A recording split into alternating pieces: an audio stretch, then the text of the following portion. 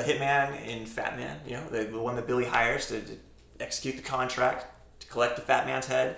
That was played by Walton Goggins. And we were so blessed to have him on this journey. Man, he came out swinging every time. We were big fans of Walton Goggins, just his past work. And when we did Small Town Crime, we had the premiere.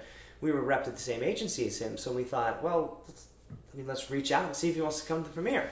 So, and we did that to maybe 5 or 6 actors that were at the ICM, in the ICM stable. Yeah, and these are people we would hope to work with. Yeah, these are people that you hope to work with because you admire their work. And he was the only person that wrote back. He just said very kind things about the letter that we'd written him, and quoted a couple things out of it that we had said about his work, and was just a really gracious, wonderful human being on that. And he didn't have to write us back. He's a busy guy. Guy works a ton. And that resonated with us. Yeah, and when it came time to find our skinny man, our hitman, Walton Goggins was right at the top of the list, man, and he was so amazing in the role. And Walt is a joy. What a great guy. Just always up. I mean, up. This guy, his attitude is like he is enjoying the hell out of life. And that's infectious. Working with Walton was an incredible experience. He dives into his character deep and hard and asks a lot of great questions as he goes. He's in it 110%, 100% of the time. He's constantly, channeling that character, even when he's not on screen at the moment. So it'd be like you ask him a question when you're cut. Okay, hey Walton, what do you think of this or that? And he'd get into he'd still be in the voice and still be in the character.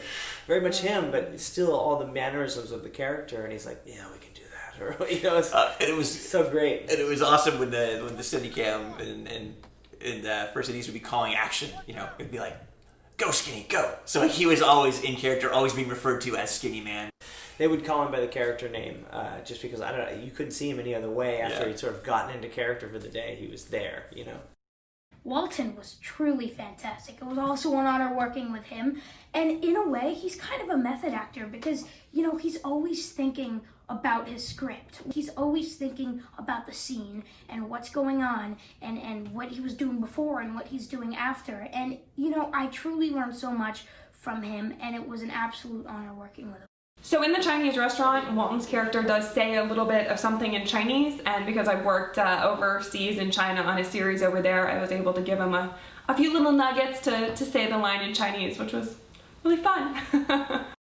In dealing with story and characters, we really like to dole that out in a manner that hopefully generates intrigue, gets you invested, and then as you are on the journey with the characters, we roll that information out. And I think Skinny Man is a consummate example of that. You're slowly learning. You're seeing him with a bat. You're introduced to this nefarious guy who's whacking people in their bedrooms. And then as his story unfolds, now you start to see the baggage, right? And you realize, you might have a little empathy for this man because you can see how he became who he is.